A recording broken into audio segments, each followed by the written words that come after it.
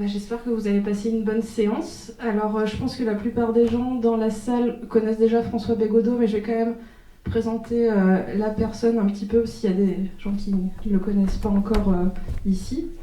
Donc, François Bégodeau est avant tout écrivain. Il écrit des romans et des essais, des pièces de théâtre, des scénarios de bande dessinée aussi à l'occasion. Et puis, vous êtes critique de cinéma. Je vous recommande notamment un podcast qui s'appelle La Gêne Occasionnée, que vous pouvez écouter librement sur Internet et que je vous recommande.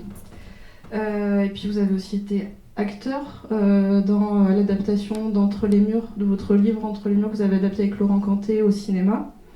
Et comme on l'a vu, vous réalisez des documentaires, parfois en votre seul nom et puis parfois avec un collectif qui s'appelle le collectif Auton. Voilà, donc beaucoup d'activités différentes. Et donc, J'ai joué dans un Batman aussi. Alors, ça c'est passé inaperçu, hein. Même moi je le savais pas. Parce que j'avais le... Ah, c'est pour ça. Ah bah oui. Bon, je vais me replonger dans les Batman. On voit que c'est moi sur certains plans. Ouais. Voilà, c'est un scoop. Alors, vous avez été chanteur de punk rock.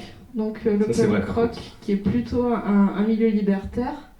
Votre premier roman, qui s'appelait Jouer juste, traitait de la quasi-impossibilité dans une relation amoureuse ou une relation de couple de ne pas s'annihiler ou de ne pas perdre son individualité dans l'espèce d'entité à deux têtes du couple. Et puis un de vos romans qui s'appelle La politesse, présenté dans sa dernière partie une société dans laquelle les modes relationnels, marchands, créatifs était radicalement transformé, donc un peu à la façon de l'an 01 de GB, si la référence parle à quelques-uns d'entre vous, ou en tout cas dans une société complètement post-capitaliste. Et donc je vais arrêter là dans les antécédents pour votre œuvre, mais tout ça pour dire que j'ai l'impression que depuis toujours la question de l'autonomie, c'est quelque chose qui est au cœur de votre travail ou de votre pensée, ou un autre mot qu'on pourrait utiliser, c'est la question de l'émancipation. Oui, ce qui pour moi revient pratiquement au même. Je dirais que l'émancipation, c'est le processus et l'autonomie, c'est le but. Mais le but de toute émancipation, c'est toujours des gains d'autonomie, en fait. Qu'on comprenne le sujet sous tous les angles.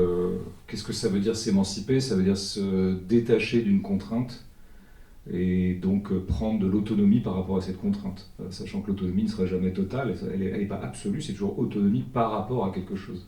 Je ne sais pas, si je me sens contraint par ma vie conjugale, eh bien je peux m'en émanciper. Et du coup, je suis plus autonome par rapport à ma vie conjugale, si jamais je considère qu'elle me contraint, ce qui n'est pas évident. Mais ça peut être aussi par rapport à... On peut se sentir contraint par son travail. D'abord, on est toujours un peu contraint par son travail, puisque travailler, en tout cas se rendre employable, est une nécessité dans nos sociétés. Et donc la mère des autonomies, c'est sans doute de tendre à se rendre toujours moins dépendant de l'injonction à se rendre employable. Ça, je pense que c'est vraiment pour moi Après, ça passe par d'autres formes de stratégie d'autonomie, parce que ça veut dire en gros se rendre autonome aussi par rapport à la nécessité, s'émanciper de la nécessité de gagner sa vie. S'émanciper de la nécessité de gagner sa vie, ça veut dire avoir besoin de moins consommer, de moins dépenser. Et donc là, ça passe immédiatement par exemple, être davantage autonome en alimentation, par rapport au réseau d'énergie. Tout ça, ça marche ensemble, en fait. Mais oui, je pense que l'émancipation et l'autonomie sont vraiment l'avers et le revers, enfin plutôt les deux faces d'une même pièce. Ouais. Et puis il y a une autre chose qu'on voit dans le film, c'est que l'autonomie, c'est pas non plus l'autarcie totale, que ça fonctionne quand même. Là, on le voit en complémentarité avec d'autres personnes. En fait, ce qui est clair, c'est qu'encore une fois, il faut toujours bien préciser que l'autonomie est toujours relative. On se rend autonome par rapport à quelque chose, mais du coup, on peut du coup se rendre dépendant d'autre chose. Simplement, c'est la dépendance consentie. Le sous-titre du film, c'était choisir ses dépendances. Enfin, c'était ce qu'on avait mis sur l'affiche. Donc le but, et l'autarcie effectivement, est non seulement quelque chose qui est relativement inaccessible, hein, il est très très compliqué dans nos sociétés modernes, même à la campagne, même en Mayenne, d'être tout à fait autarcique, c'est-à-dire vraiment de se suffire à soi-même, indépendamment de l'entraide avec d'autres gens. Ce qui m'a beaucoup frappé, moi, en rencontrant les gens qu'on voit dans le film, puis d'autres gens, parce que j'en ai rencontré qui ne sont pas filmés, c'est qu'en fait, non seulement ils insistaient bien sur le fait que l'autonomie n'était pas l'autarcie, et que l'autarcie était pas accessible, mais en plus qu'elle n'était pas souhaitable. Ils n'avaient pas du tout envie d'être autarciques, en fait. Ça n'a rien à voir, en fait. Ils n'avaient pas forcément envie de se suffire à eux-mêmes en tant qu'individus. Ça leur plaît beaucoup d'être, une fois qu'ils rentrent dans une stratégie d'autonomie, de se brancher sur un autre réseau. En fait, c'est toujours ça, c'est toujours de passer d'un réseau subi. Par exemple, vous pouvez passer d'un réseau d'électricité subi, par exemple EDF, Engie, parce que vous considérez que les tarifs sont iniques, vous considérez que c'est une multinationale avec laquelle vous n'avez pas forcément d'empathie, pour 1000 raisons, et qu'elle a une position de monopole qui, en gros, fait qu'il est compliqué de lui opposer des contre-pouvoirs. Enfin voilà, vous pouvez avoir tout un tas de réticences par rapport à cette boîte qui, par ailleurs, peut faire aussi du bon boulot. Enfin, qui a fait du bon boulot pendant très longtemps. Et donc, du coup, il va falloir trouver d'autres formes d'alimentation électrique, quoi. Et là, vous avez besoin d'autres gens. Vous avez besoin de... En fait, il est assez compliqué d'accumuler suffisamment de capacités tout seul. Et donc, vous avez besoin des capacités des autres. Je préfère dire capacité que compétence, parce que le mot compétence, pour moi, est complètement foutu. Donc, mais le mot de capacité nous suffit. Bon, c'est pour ça que j'avais inventé, j'avais conçu le personnage de l'autarcie absolue, parce que je voulais montrer, je voulais explorer ce que c'était, quoi. Quelqu'un qui vraiment se suffirait à lui-même. Et encore, dans le film, on voit quand même qu'il ne se suffit pas totalement à lui-même. Vous voyez son ami qui lui fournit à manger et d'autres choses. Mais ça, c'est venu en fait quand on écrivait, parce que c'est un personnage écrit. Et en fait, ce personnage avait beaucoup une fonction expérimentale pour moi. C'était en fait dans l'écriture même, je l'ai beaucoup écrit avec le comédien, et donc on se demandait, tiens, on aurait dit que le type, il aurait vraiment besoin de personne. Voilà. Donc, comment il fait en fait?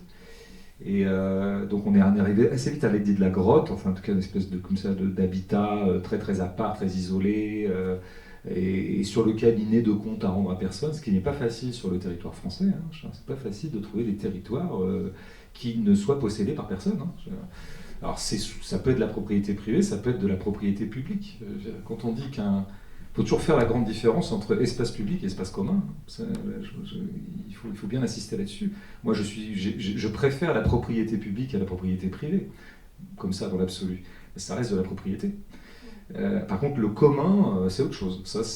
On sort du régime de la propriété et c'est comme ça des espaces qui peuvent être dont n'importe qui peut être l'usager.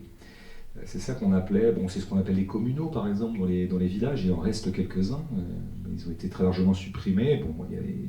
Il y a une grande tradition paysanne, des terres communales ou des choses en partage. C'est un mouvement très très important d'ailleurs au XVIIIe, comment les communaux ont été peu à peu grignotés par la propriété privée. Ça a été très très fondamental parce que c'est ça qui a plus ou moins poussé les paysans à aller vers les villes, quoi. Et c'est le début de l'exode rural. En fait, on les poussait hors des campagnes parce qu'on avait besoin d'eux dans les villes où l'industrie était en train de naître. Enfin bref, je ne vais pas faire un cours là-dessus, mais pour dire à quel point c'est vraiment fondamental le commun. Et donc c'est vrai que le personnage, on a vraiment essayé jusqu'au bout, en étant le plus réaliste possible, de maintenir l'hypothèse de l'autarcie. Et en fait, ça ne tient pas. En fait, ça ne tient pas parce que ça tiendrait dans un régime d'austérité pas souhaitable.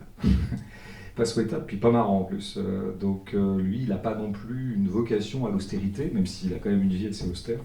Et donc très vite sont arrivés l'idée qu'il aurait quand même besoin de s'éclairer autrement qu'à la bougie, donc il lui faut un peu des lampes LED ou alors un peu de piles, quoi. Mais oui, mais si il lui faut des piles et qu'il ne veut pas d'argent, il le dit, il voulait sortir de l'argent, c'est ce qui est intéressant. Bon, il a bien besoin d'aller choper les piles quelque part, quoi. Alors soit il les vole, donc on le voit voler, ça, il y a l'hypothèse du vol, il vole une poule, il vole des poules, on peut supposer. Ça c'est pas mal, le vol, c'est intéressant. Moi je suis assez pour le... Enfin je pense que le vol est assez sain, ça dépend qui on vole, mais tout ce dont on a besoin n'est pas volable. Donc c'est comme ça qu'on a conçu l'idée de cette voisine, quoi. C'est dit, puis en plus, par ailleurs, il y a un échange de bons procédés, je dirais, entre la voisine et lui. Mais ça nous est venu vraiment, quand on écrivait ce rôle, c'était vraiment, on essayait d'être le plus juste possible, quoi. Toutes les idées nous sont venues dans le fil d'un raisonnement qui était vraiment un raisonnement sérieux. C'est-à-dire, bon, comment est-ce qu'il peut tenir? Et puis très vite apparaissait le magasin gratuit, qui par ailleurs se trouve exister vraiment. C'est un vrai lieu, hein, c'est le magasin libre. Il y en a comme ça, des magasins qui se montent un peu partout, des magasins comme ça, notamment dans les campagnes. C'est un mouvement très intéressant quand même, hein, à plein d'égards. Et donc voilà, ce personnage est une espèce de preuve sur patte que décidément l'autarcie n'est pas jouable, quoi. Et vous avez voulu inclure cet acteur dans le documentaire d'entrée de jeu, ou c'était justement parce que finalement vous ne trouviez pas quelque chose que vous cherchiez, que vous... Oui, c'est vrai qu'au départ, moi je l'appelais l'ermite, hein, dans mes notes. Je voulais un ermite, c'est-à-dire ce que j'appelais l'hypothèse radicale d'autonomie. En plus, j'aime bien la notion d'ermite. Enfin, la tradition de l'ermitage m'intéresse beaucoup en général. Voilà, j'aime bien, ça m'intéresse, quoi. Bon. Et donc, bah oui, mais le problème, c'est que je crois que j'aurais eu beau écumer la Mayenne en long, en large pendant 12 ans, j'aurais pas trouvé d'ermite, quoi. Il y a une tradition de l'ermitage en Mayenne, d'ailleurs, ils viennent très très loin. Mais ça, c'est un peu passé de mode, quoi. C'est devenu plus compliqué. Donc, j'en trouve pas. Bah, donc, du coup, qu'est-ce que je fais? Je l'invente. Et bon, je pense que ça peut être un peu ça le cinéma aussi.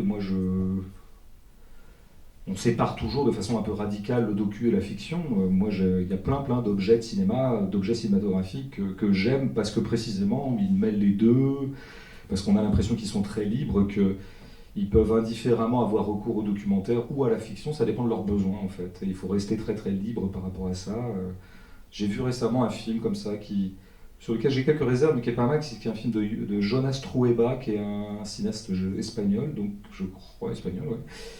Peut-être catalan précisément, mais en tout cas espagnol, et il avait fait un film qui s'appelait Eva en août, que j'avais pas vu il y a 2 ans, et là il vient de sortir un truc qui s'appelle Qui d'autre que, ou Qui mieux que nous, un truc comme ça. Et il suit des jeunes espagnols pendant 5 ans.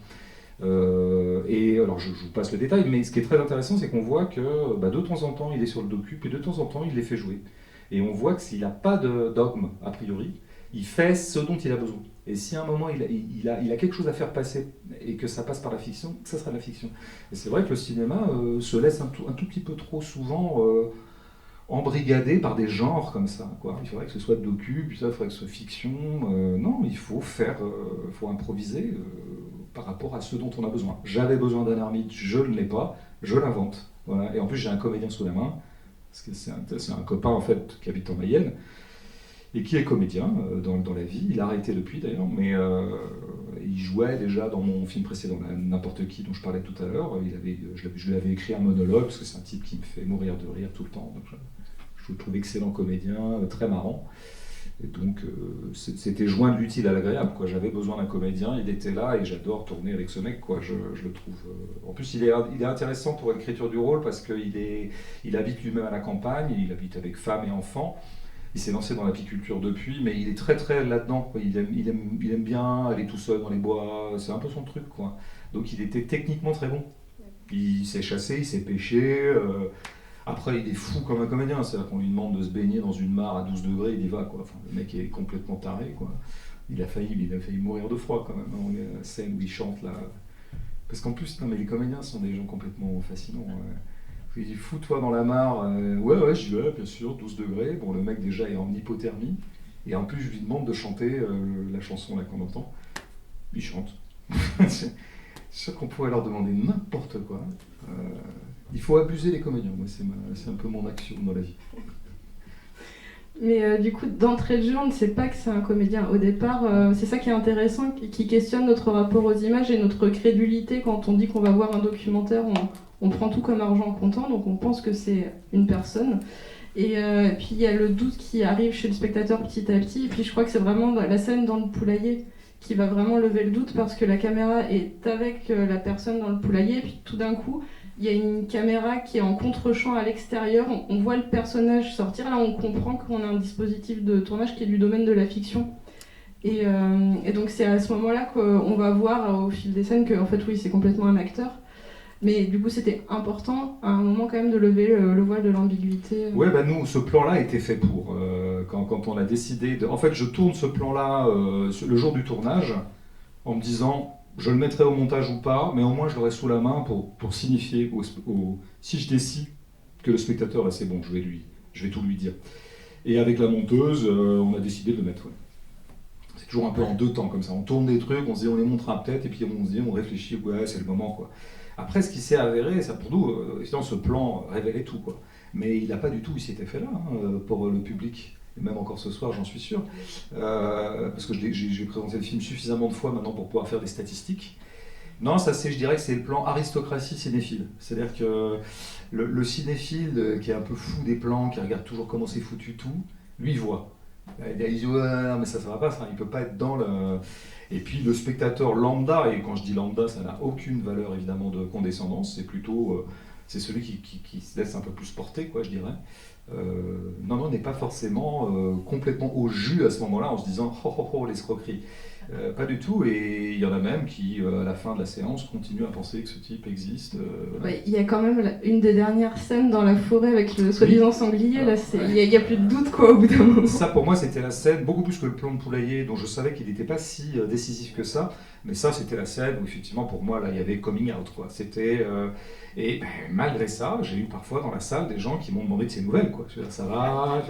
Alors je leur dis, mais vous savez, dans le film, il ressuscite un moment. C'est juste après, il y a c'est une scène de résurrection. Je veux dire, bon, c'est comme ça que moi je me la suis racontée. Alors évidemment, les gens n'étaient pas convaincus. Quand on leur dit ça, on dit, il est ressuscité comme le Christ. Et les gens nous, bop. Les gens ne sont pas croyants. Donc, mais oui, non, je pense qu'on a. Mais moi, je suis assez content de ça parce que ça prouve que le comédien est bon, ça prouve que le rôle est pas mal écrit, et ça prouve que notre simili-reportage a plutôt bien fonctionné, parce qu'en fait, toutes ces scènes-là sont tournées comme un reportage, en fait, en caméra épaule, un peu avec une fausse équipe de cinéma, enfin de reportage. Donc ça prouve qu'on a fait du gros boulot. Mais ça prouve aussi un truc moins de gloriole narcissique, qui est que décidément, moi c'était un petit peu l'aspect théorique du film, mais qui est un petit peu par surcroît, quoi. Comment dire, c'est pour ceux qui veulent, quoi. Par-delà le thème, qui est quand même le truc le plus important, c'était de toujours éprouver que rien ne ressemble plus à une image fausse qu'une image vraie, et inversement. Et ça, c'est toujours bien de se le dire, et c'est toujours bien d'éprouver, je pense, dans une société qui est tout à fait baignée dans l'image. C'est pas inintéressant de savoir qu'au bout d'un moment, en fait, ce qui est un thème très important pour moi, mais ça m'a toujours travaillé beaucoup, ça, depuis que je fais de la critique, mais depuis même avant, c'est à partir de quel moment une image est une preuve de quelque chose. Voilà. Eh bien, à partir d'à peu près aucun moment. Il est compliqué d'avoir une image qui soit preuve de quelque chose et qui soit la preuve irréfutable qu'elle est en train de documenter quelque chose, quoi. Et donc voilà, oui, là vous pouvez donc vous pouvez simuler le vrai au point qu'il passe vraiment pour le vrai. Ouais, ça, c'est des choses qu'on sait, mais c'est toujours intéressant de se le redire, quoi, et de le refaire. Et le dispositif de tournage est intéressant aussi parce que il n'y a pas de moment dans le documentaire qui soit explicatif ou pédagogique, il n'y a pas de voix off, il n'y a pas d'habillage musical. Et puis, dans mes souvenirs en tout cas, les parties qui sont vraiment réelles, entre guillemets, vraiment documentaires, la caméra est posée, elle est fixe, et puis on va filmer ce qui advient, et on voit si on garde ou pas. Et puis les moments avec le personnage de fiction, avec l'acteur, là il y a plus un genre de caméra embarquée, c'est filmé caméra à l'épaule, a priori, c'est contre-intuitif. Oui, tout à fait. Ça, c'était mes hypothèses de filmage de départ. C'est toujours pas mal quand on se lance dans un film d'avoir quand même 2 ou 3 axiomes de filmage, quoi. Après, on invente sur le vif et c'est pas plus mal. Mais j'avais un axiome qui était assez clair, qui était filmer le faux comme un reportage et filmer le vrai avec la parcimonie et la stabilité de la fiction, avec des plans vraiment très installés, avec... Bon, par exemple, c'est technique, mais on s'en fout de la technique. Effectivement, la caméra est toujours épaule quand il s'agit de filmer notre comédien, et elle est toujours sur pied. Elle est posée sur un pied quand il s'agit de filmer tout le reste, à 1 ou 2 exceptions près. Il y a une exception qui est la scène des sourciers. Quand ils cherchent la source, là, les 2 vieux, là, on ne pouvait pas faire autre. Moi, j'aurais bien aimé que la caméra soit sur pied et qu'on fasse un panneau, qu'on les suive en panneau comme ça, comme on fait à peu près tout le temps, mais c'était compliqué, parce qu'ils remontent tout un trait. Et donc, on était obligé de les suivre un peu en épaule. D'ailleurs, c'est une scène dont je ne suis pas très content visuellement. Mais voilà. Mais donc il y avait effectivement cette espèce de chiasme ou de chassé-croisé, d'inverser les choses, quoi, pour troubler le jeu, Au point que... Moi, j'ai lu parfois, dans certains articles sur le film ou des commentaires de spectateurs, que du coup, de comprendre que l'ermite était un acteur jetait le doute sur tout le reste. Mais moi, ça m'intéresse beaucoup, ça. Moi, je suis très content de cet effet. Même si tout le reste, je peux le dire, est vrai. Les moniales sont vraies, c'est pas des actrices. C'est pas 4 copines à qui j'ai dit, toi, fais des cierges. Donc tout est vrai, mais je trouve que c'est intéressant, ce trouble dans le vrai-faux, qui est un truc que je peux travailler pas mal aussi en littérature, et puis qui est un truc que travaille des cinéastes que je peux bien aimer, et donc on se refait pas, quoi. Parce que je trouve que c'est le grand sujet, en fait, central de ces choses-là. Après, où ça te pose un problème parfois, ça maintenant je peux parler du film presque aussi à la lumière de tout ce que j'en ai entendu. Je pense que par rapport à la dimension politique du film, ça peut poser un problème, ce trouble. Voilà. Parce que du coup, un spectateur sur ce thème-là a besoin d'être un peu sûr, quoi, que ce qu'il a vu est vrai. Ça, je m'en suis rendu compte en fait en ayant des retours. Et ça m'a beaucoup travaillé en fait cette histoire. Je me suis dit, mais en fait, oui, peut-être qu'il y a peut-être des sujets sur lesquels on ne peut pas comme ça se permettre de troubler le jeu, justement. C'est une question que je me pose. Mais c'est peut-être votre côté écrivain de littérature, enfin, vous avez peut-être envie d'injecter aussi un peu d'autres choses que juste quelque chose de documentaire. Ça me déplairait pas du tout un pur documentaire. Hein. Comme spectateur, il y a des purs documentaires que j'adore, quoi. Et peut-être que d'ailleurs le prochain que je ferai, sans doute en Mayenne aussi, sera un pur documentaire. Donc j'ai pas un gros besoin de ça. Après, ça dépend aussi du matériau qu'on a sous la main. C'est-à-dire que quand vous avez un putain de matériau, là, vous n'avez pas besoin d'aller chercher la fiction. Pas forcément, parce que ce que le réel vous offre est tellement immense que là, vous n'avez plus qu'une seule envie, c'est de le documenter le mieux possible, en faisant les plus beaux cadres qui soient, en étant le plus juste. Et je dois dire que là, moi, j'étais plutôt en déficit de ça. C'est peut-être ça qui m'a aussi donné envie de varier les formes, d'inventer de la fiction, de faire des cadres particulièrement chiadés, en tout cas à certains moments. Parce que des fois, j'étais en déficit de matière. Il y a un exemple, par exemple, il y a une séquence que moi je trouve un peu faible, mais elle est faible. C'est sans doute un peu de ma faute, mais c'est pas que de ma faute. C'est-à-dire que, enfin, je veux dire, le documentariste doit être modeste, mais il doit être aussi, comment dire, il doit aller au bout de la logique de la modestie. Je pense que, par exemple, la scène démoniaque, je l'aime beaucoup, et je pense qu'on a fait du bon boulot, que c'est plutôt bien cadré, mais je pense que 90% du génie de cette séquence, en tout cas de son talent, c'est le réel. C'est-à-dire que c'est beau, quoi. Enfin, voilà, et les rituels monastiques sont beaux à filmer. Ils sont pré-mis en scène, donc il n'y a plus qu'à dérouler derrière. Inversement, il y a une séquence que je trouve plus faible par rapport aux attentes en tout cas que j'en avais, parce que pour moi c'était la séquence centrale sur le sujet, c'est celle sur la ferme collective, donc avec beaucoup de jeunes gens autour d'une table là, et donc quatre associés qui se sont, comme c'est raconté, se sont associés à 25 ans pour essayer de tendre à l'autonomie collectivement. Et moi, pour moi c'était le cœur du film, parce que voilà, on était dans l'épicentre de l'autonomie, quoi. En plus, j'aime bien le collectif, enfin, il y a plein de trucs qui me plaisaient là-dedans. Sauf qu'en fait, j'avais pas grand-chose à filmer. J'avais pas grand-chose à filmer parce que quand vous filmez un maraîcher qui est sous sa serre, bah, c'est des gestes de maraîcher. Et qu'il soit autonome ou pas, ça se voit pas dans le plan. Il n'y a pas 36 façons, enfin, techniquement, on pourrait rentrer dans le détail, mais ça ne se verra pas à l'écran. Après, vous filmez, c'est assez beau, un paysan boulanger qui fait de la boulangerie, mais en même temps, c'est toujours du blé, oui, après, il y a un fromager, là, j'aime plutôt bien ce plan, parce qu'il est un petit peu original, mais en même temps, c'est quelqu'un qui fait du fromage, quoi. Et puis après, il y a un type qui fait la traite des vaches, bah, c'est la traite des vaches, quoi. Et donc, en fait, c'était compliqué. Alors, où est-ce que pouvait s'incarner l'autonomie et le collectif? C'était dans un truc précis, c'était la réunion qu'ils font tous les mercredis. Voilà. Ils m'avaient dit avant, parce que j'étais passé les voir 2-3 fois avant, hein, ils m'avaient dit, oui, le mercredi, on se réunit, puis on parle, on fait le point, quoi, comme dans tous les collectifs, ça va pas, tiens, il faudrait faire...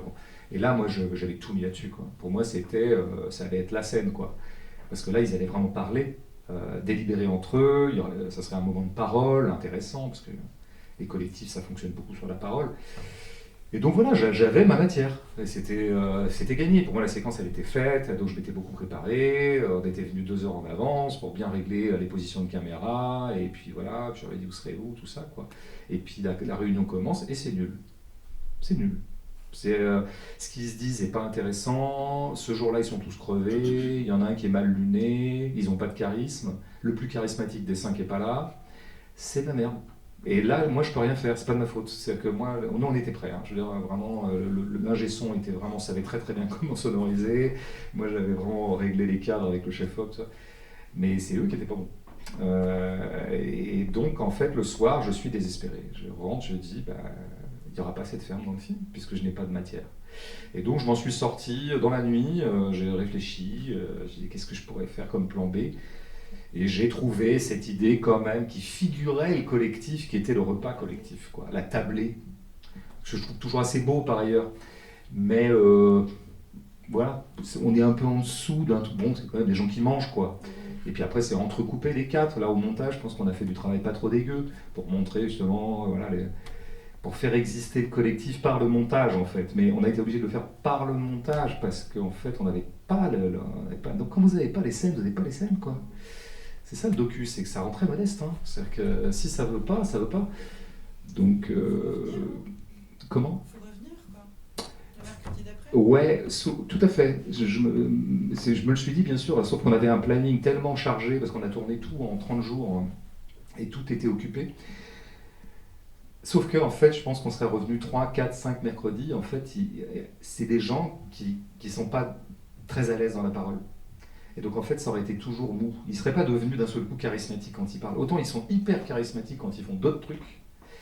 Il y en a un qui joue de la guitare, par exemple, il est extraordinaire comme guitariste. Mais c'est pas mon sujet.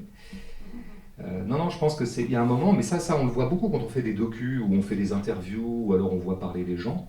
Il y a des gens qui s'animent par la parole et qui sont particulièrement charismatiques quand ils parlent, et puis il y en a d'autres non. Mais c'est comme ça. Je veux dire, moi je suis pas du tout charismatique quand je joue au tennis, et Roger Federer beaucoup plus, quoi. Enfin, il y a des inégalités comme ça, je dirais, de prestance selon le geste dans lequel on se trouve, quoi. Faut espérer que chacun ait d'ailleurs et ses lieux de puissance. Mais eux, c'est clairement pas la parole. Et en plus, je pense qu'ils étaient dans un truc relativement timoré, un peu inhibé, ayant un peu peur quand même de lâcher les trucs. Donc finalement, le vif du collectif n'aurait jamais été là. Et donc, non, c'était pas le bon plan. Et il a fallu trouver autre chose. Mais du coup, je pense que la scène, pour moi, elle est un peu minimum syndicale, quoi.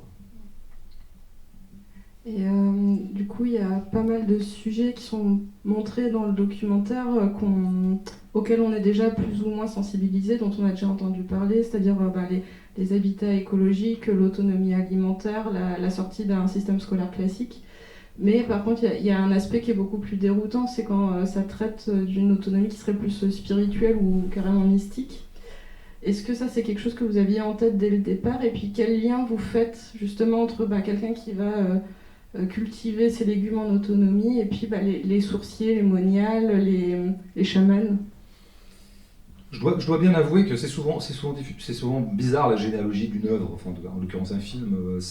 En fait, j'avais 2 désirs de filmage, c'était filmer l'autonomie et filmer des guérisseurs. Et à un moment, il m'est apparu qu'en fait, les 2 pourraient être dans le même film. Et je conçois bien qu'il y a peut-être quelque chose d'un peu forcé dans cette affaire. Après, j'ai un peu construit le film de sorte que si vous considérez que tout ne va pas vraiment bien ensemble, tant mieux. C'est-à-dire que c'est très très bien des fois quand il y a de l'air entre les plans et que tout n'est pas lié par un sens, par une cohérence. Donc moi je mets un guérisseur là, je mets une moniale là et je mets un couple d'agriculteurs là. Et le spectateur il les fait jouer ensemble, quoi. Et il fait jouer le truc, il donne du jeu. Et après il fait les liens qu'il veut. Après, moi, les liens, je peux les faire. Il n'y a aucun problème. J'ai la langue bien pendue. Donc, oui, fondamentalement, j'avais pas à réfléchir longtemps pour me convaincre qu'il y avait à voir. C'était des gens qui sont, par exemple, en train de pratiquer, disons, avoir une pratique de magnétiseur. Bon, c'est des gens qui, clairement, se rendent autonomes par rapport à une médecine orthodoxe. On peut le dire comme ça. Hein, je veux dire. Alors, c'est d'autant plus intéressant que les soins prodigués sont gratuits. Donc, en plus, ils sortent de la médecine payante. Ça, je ne l'ai pas précisé dans le film, mais ça peut être un implicite. Donc, moi, ça m'intéresse toujours, en fait. À chaque fois que des gens essaient d'un peu de sortir des clous, c'est pas tant que je trouve la médecine conventionnelle détestable. Hein. Je ne suis pas du tout cette mouvance-là. Je pense qu'il faut toujours s'en méfier, il faut avoir un regard critique sur le dispositif médical, le dispositif sanitaire, évidemment, mais je ne considère pas que la médecine moderne nous ait absolument dépossédés de notre corps. Je n'irai pas jusque-là, mais je trouve toujours intéressant que des gens essaient de réactiver des vieilles techniques de soins qui viennent de très très loin, ou les entretenir. D'ailleurs, dans les villages, ça c'est toujours entretenu. Je veux dire, il n'y a pas un village de France où il n'y a pas un guérisseur. Hein, je veux dire, sauf qu'en Mayenne, il y a un peu une concentration, mais il y en a partout. Moi, j'ai connu ça en Vendée quand j'étais petit. Donc c'est intéressant. C'est intéressant. Quoi qu'on en pense, qu'on y croit pas d'ailleurs, c'est intéressant que des pratiques comme ça perdurent malgré l'emprise de la modernité ou le maillage un peu technico-sanitaire qui, pour le meilleur et le pire, a eu tendance à beaucoup se développer, oui. Et du coup, c'est des balles de la fiction, alors ils existaient vraiment Oui, tout à fait, voilà. Ouais. Eux, ils sont vrais, ouais. C'est pas des potes non plus, c'est des... Ouais, ben ça, il y en a. Le guérisseur qu'on voit qui est blond, là, un peu, qui ressemble soit à un néo-nazi, soit je sais pas trop quoi. Non, mais je l'adore, hein, c'est quelqu'un que j'aime beaucoup, qui est un vrai mystique, en plus, par ailleurs, qui est un drôle de mec. Il existe, il fait ça. Il fait ça gratuitement, parce que par ailleurs, il est videur en boîte de nuit, ça s'en vend pas, parce qu'il faut bien manger. Et il était SDF à l'époque, il a une vraie histoire qui mériterait un film, parce qu'il était SDF, et puis une femme l'a repéré et lui a dit « Toi, tu as un don ». Cette femme, entre-temps, est devenue son épouse, elle-même était médium, donc c'est son épouse, et lui a dit « Mais non, j'ai pas un don, je suis dans la rue, je suis bourré et j'ai faim ». Non, mais si tu as un don, et maintenant tu vas venir habiter chez moi et tu vas cultiver ton don, et donc il a cultivé son don. Et donc il soigne des bêtes, il soigne un peu tout le monde, il désenvoûte des maisons, il désorcelle, comme on dit, il désensorcelle ou désorceler. Est-ce que c'était votre but de donner un petit côté, parce qu'il y avait un petit côté comique parfois, j'ai l'impression d'être dans un reportage de striptease. Oui, on me l'a souvent dit, oui. Pour la partie fiction, avec l'acteur, Striptease n'était pas mon modèle, parce que c'est une série que j'ai beaucoup regardée, mais sur laquelle j'ai parfois quelques petites réserves. Mais oui, bien sûr, le comique est totalement assumé. Moi, j'aime bien le comique en général. Je crois qu'il n'y a jamais de raison de se priver de comique dans n'importe quelle œuvre. Le comique, ça fait partie de la panoplie du vivant, donc je ne vois pas pourquoi on retrancherait le comique, y compris quand on aborde des sujets sérieux comme l'autonomie. Le comique, c'est là, quoi, ça vient se déposer. Puis quand on a un acteur comme lui, le comique, il arrive très très vite dans les prises. Et moi, je suis jamais le dernier non plus, donc ça produit du comique, quoi. Et après, au montage, on trouve ça drôle ou pas. Si on trouve ça drôle, on décide de le garder. Et puis, pour ça, je m'en suis beaucoup remis à la monteuse. Mais oui, il y avait cet aspect comique. Après, pour finir sur les... Je pense qu'il peut y avoir du comique aussi dans les scènes réalistes, enfin disons documentaires. Mais ça, c'est du comique qui vient se déposer, et qui est pour moi du comique qui n'est pas ironique d'ailleurs, parce qu'à un moment, quand il est en train de guérir, lui, Ludovic, il s'appelle Ludovic, et puis qu'il y a le téléphone qui sonne, bon, ça s'invente pas, c'est pas moi qui l'ai fait sonner, mais moi j'aime bien. Et pour moi, ça discrédite pas du tout son travail, mais ça le remet dans le réel. Et le réel, c'est ça, le réel, c'est un truc. Il peut y avoir une patiente qui est en train un peu de partir, qui est en train de repenser à son père, qui est mort récemment, et elle est en train de recommunier avec lui, c'est très intense, elle pleure. Bon, puis il y a des coups de fil quand même, quoi. Et puis il y a des bibelots un peu foireux, c'était bizarre sa pièce, il y avait un peu de Bouddha, un peu de Vierge Marie, enfin c'était n'importe quoi. Il a un t-shirt Krav Maga, bon, enfin voilà, ça s'appelle la vie, quoi. Pour moi, c'est la vie, ça. Quand un plan de cinéma arrive à ramasser tout ça en même temps, et moi, ça me met dans un état de joie comme spectateur. Et si je peux, moi, le refaire une fois que j'en fais, bah, tant mieux. Franchement, ça vaut de l'or, c'est vraiment... Mais oui. Bah, pour moi, c'est des cadeaux. Hein, et donc, bon, après, en montage, on garde parce qu'on trouve que c'est... De toute façon, c'est toujours intéressant, le mélange, l'impureté des choses, l'hybridation, et que le très sacré peut cohabiter avec le très trivial. Moi, c'est vraiment des trucs qui me passionnent. Et bon, ça dans le docu, ça peut venir, mais pour ça, il faut être patient, quoi. Il faut poser sa caméra, puis attendre des choses, et puis il faut être patient. C'est la vertu, c'est une des vertus principales du documentariste. Il y a quelques mois, vous avez sorti un petit livre qui parle de politique et qui s'appelle « Comment s'occuper un dimanche d'élection », dans lequel vous expliquez que vous ne votez pas parce que justement vous vous intéressez à la politique et que en fait pour vous l'action de déposer un bulletin dans une urne, pour vous c'est pas un acte politique. Et du coup, à ce regard-là, j'aurais voulu vous demander déjà qu'est-ce que ce serait votre définition du politique, et puis est-ce que les personnes que vous filmez dans Autonome, pour vous, elles sont dans ce que vous appelez le politique, et même est-ce que Autonome c'est un film politique pour vous? Ah bah oui, oui, totalement. Parce que moi, l'autonomie, je pourrais pas dire que l'autonomie, pour moi, c'est le cœur de la politique, quoi. En fait, pour moi, c'est le cœur. Comment dire, alors, je vais essayer d'être court. Petit A, soit on appelle politique à peu près toutes les opinions possibles et imaginables, tout ce qui porte le nom de politique, ok, très bien. Et dans ce cas-là, les élections c'est politique, les gens de droite sont politiques, bon, et tout est politique, quoi. Bon, soit on décide, mais c'est tout à fait recevable, hein, soit petit B, on décide de donner au mot politique un sens qualitatif, c'est-à-dire qu'il serait un peu distinctif. Et alors là, du coup, pour moi, alors dans la continuité de Rancière un peu, pour moi, il n'y a politique que quand il y a des énergies qui se mettent en branle, qui vont dans le sens de l'émancipation. Parce que sinon, ça s'appelle pas de la politique, ça s'appelle la conservation de l'existant. Et la conservation de l'existant, Rancière l'appelle police, et je trouve que c'est intéressant qu'il l'appelle police, et donc je reprends ça dans mon petit livre. Mais voilà, donc il y a les forces de la conservation, qui considèrent que l'existant va plutôt, sans doute parce que l'existant leur va bien, qu'ils s'y trouvent bien, qu'ils en sont plutôt les gagnants, et donc c'est normal. Quand on est le gagnant de l'ordre social, il est assez normal qu'on veuille le conserver. Mais dans ce cas-là, on ne fait pas de la politique, on fait de la conservation. Bon. Mais si inversement, vous considérez que l'ordre social n'est pas satisfaisant et que vous voulez un petit peu le reconfigurer, le subvertir, le restructurer, voilà, ça dépend des degrés de radicalité, alors là, vous faites de la politique.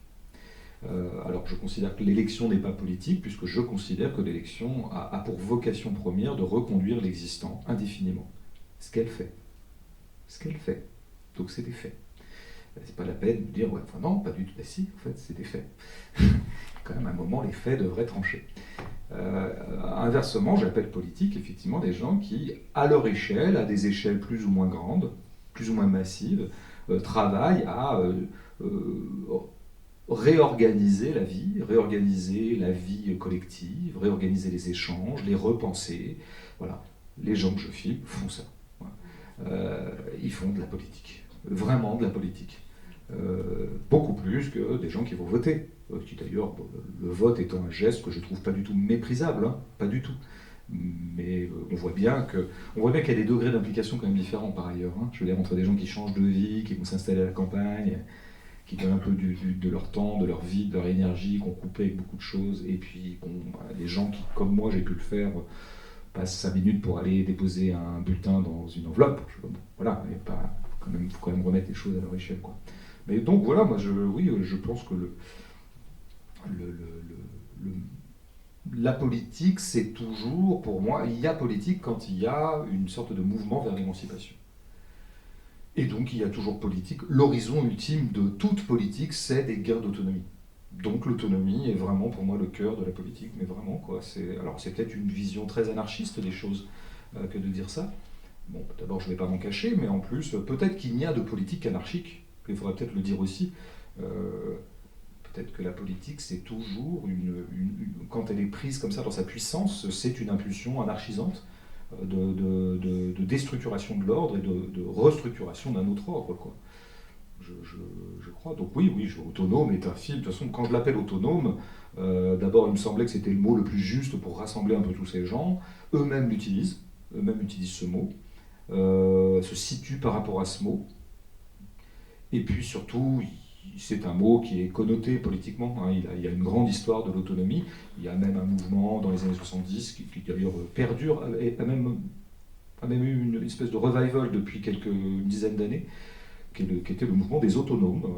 Des autonomes qui étaient des électrons libres de la politique, qui tenaient beaucoup à l'être, évidemment de ne pas être assujettis à des partis, à des structures préconstituées, et dont le but était plutôt de se greffer sur des luttes, quoi, en permanence, quoi, de façon très autonome et très souple.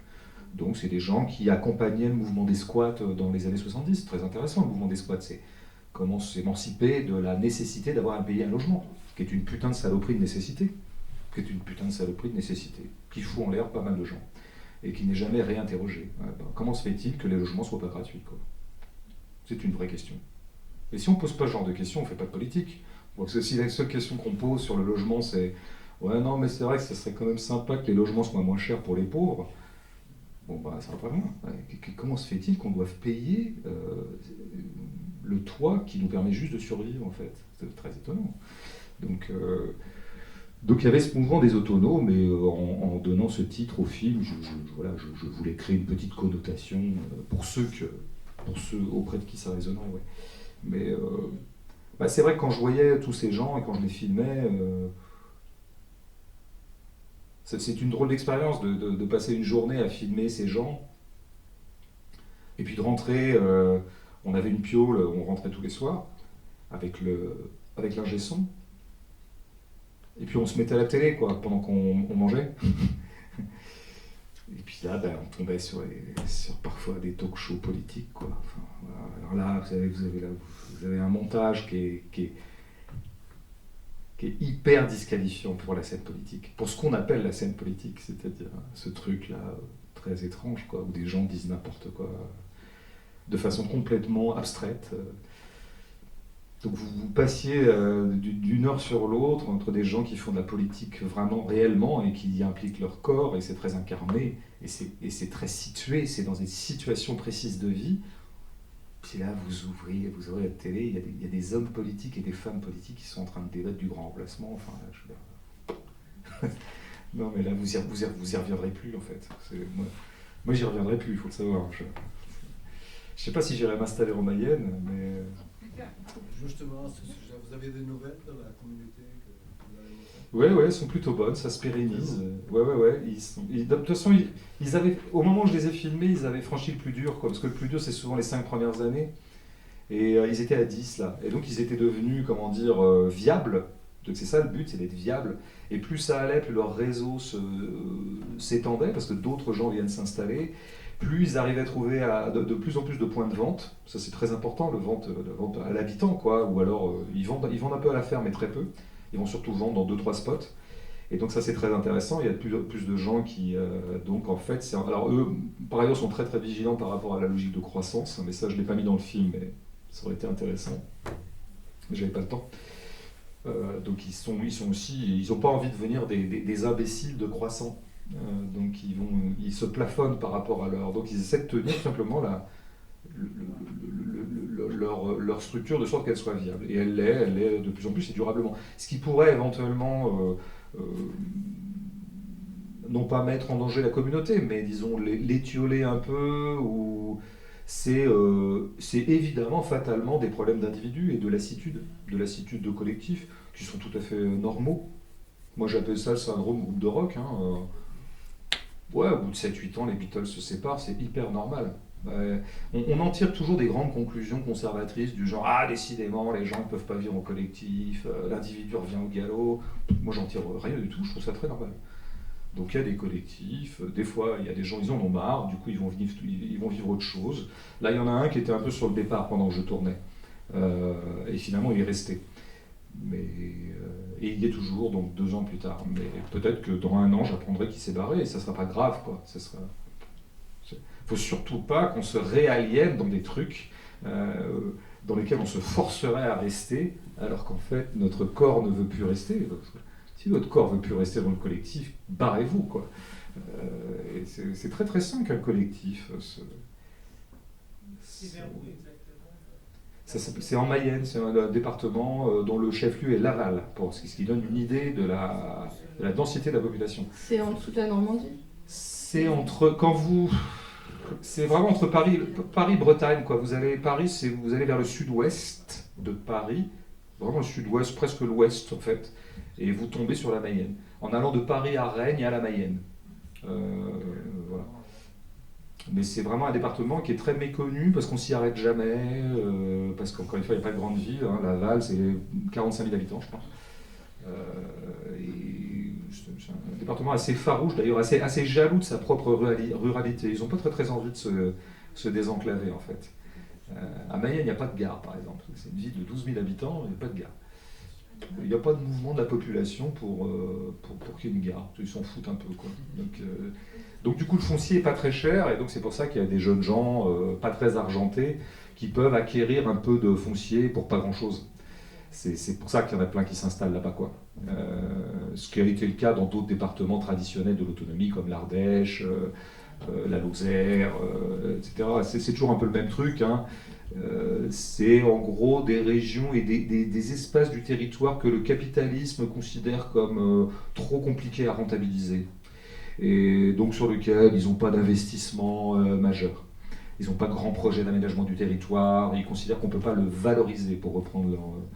Et donc là, il y a des petites niches comme ça, des territoires. Quoi, un peu comme la diagonale du vide. Bah oui, après la diagonale du vide, elle porte parfois bien son nom, c'est-à-dire qu'elle est parfois tellement vide qu'il n'y a aussi pas beaucoup de terres cultivables. C'est aussi des espaces compliqués. Il faudrait voir quel élément de la diagonale du vide. Mais en tout cas, c'est là effectivement qu'il peut se passer des choses. Pour des jeunes gens qui voudraient s'installer, il faut qu'ils regardent un peu cette diagonale. Oui. Mais en même temps, la diagonale du vide, ça veut dire qu'il y a très peu d'infrastructures, ça veut dire qu'il n'y a aussi pas forcément de bureau de poste à portée de main, pas forcément une petite école, des fois qu'on aurait des enfants. Dans ce cas-là, peut-être la question de la déscolarisation pourrait se poser, mais c'est un autre sujet. Voilà. Je vais faire passer le micro pour les questions du public, mais j'avais juste une dernière question que je voulais poser avant de le lâcher. C'est la question qui tue, celle-là, je crois. Ouais, c'est ça, exactement. En fait, j'aurais été curieuse de vous entendre dire, d'après... Dites-moi ce que vous voulez que je dise. Je ne dirai, je n'ai aucune personnalité. Il n'y a aucune réponse préétablie, c'est vraiment une question de curiosité. Comment vous estimeriez, vous, votre part d'autonomie dans votre vie à vous, en fait ? Mais c'est une très bonne question, mais moi, de toute façon, je pense que quand je relis l'ensemble de ma vie déjà longue, je pense que j'ai toujours essayé de gagner des trucs d'autonomie, tout le temps, avec les dents, quoi. Alors après, je ne suis pas quelqu'un d'autonome, j'habite à Paris, j'habite seul, mais j'habite dans un quartier où je suis multidépendant, notamment d'alimentation, de tout un tas comme ça d'approvisionnement, dont je suis totalement dépendant. Je suis notamment alimentairement, énergétiquement. De toute façon, quand on habite la ville, il est très compliqué d'être autonome, quoi. Bon. Donc je suis en posture, de ce point de vue-là, fondamentalement de multidépendance. Inversement, moi, ce qui m'a toujours intéressé, c'est de gagner de la dépendance par rapport au marché du travail. Moi, ça a toujours été mon grand truc. Même quand j'avais 20 ans, ça m'obsédait. Et parce que moi, je savais très très bien ce que je voulais faire de ma vie. Hein, et donc, j'avais envie d'avoir le moins d'heures à donner au marché du travail classique pour pouvoir faire ce que j'avais à faire.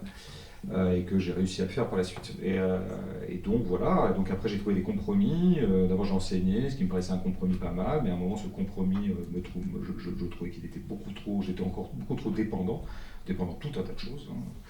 Quand on est enseignant, on est très très très dépendant de plein de choses, et d'abord du corps social, et d'abord de cette structure, et d'abord de plein de choses. Et donc je me suis émancipé de l'enseignement en quelque sorte. Là, maintenant, dans ma position, évidemment, je suis toujours dépendant d'un certain nombre de choses. Par exemple, je suis dépendant d'éditeurs pour publier des livres. Je ne m'auto-édite pas. Bon, il se trouve qu'en général, je m'entends plutôt bien avec mes éditeurs, donc je ne prends pas ça pour une contrainte. Mais peut-être que fondamentalement, c'était l'objet, effectivement, de la dernière partie de La Politesse, qui était un livre où je racontais la circulation d'un auteur contemporain, qui était un peu moi. Et j'avais inventé une troisième partie qui était en gros une rêverie sur ça pourrait être quoi la culture autonome, le monde culturel autonome, des écrivains qui seraient autonomes et qui s'entre-organiseraient de sorte qu'ils puissent se rendre viables les uns les autres sans avoir à en passer par des éditeurs ou par des médias ou par des relais de presse. Parce que ça, c'est aussi ça les dépendances, c'est quand vous êtes... vous vivez de vos livres, donc vous êtes bien obligé que des livres se vendent. Et pour que des livres se vendent, il faut quand même les faire connaître. Et pour qu'ils se fassent connaître, c'est quand même pas mal d'avoir un petit peu de relais médiatique. Bon, sachant que c'est une contrainte énorme d'avoir un relais médiatique, puisque dans 90% des cas, il est tout à fait inintéressant d'aller dans les médias mainstream. Donc c'est une contrainte. Est-ce qu'on peut se passer de cette contrainte ? Moi, je pense que j'ai gagné d'année en année plus d'autonomie par rapport à cette contrainte. Je pense que je peux me passer des médias maintenant mainstream, j'entends. Parce que ça se gagne avec les années, ça.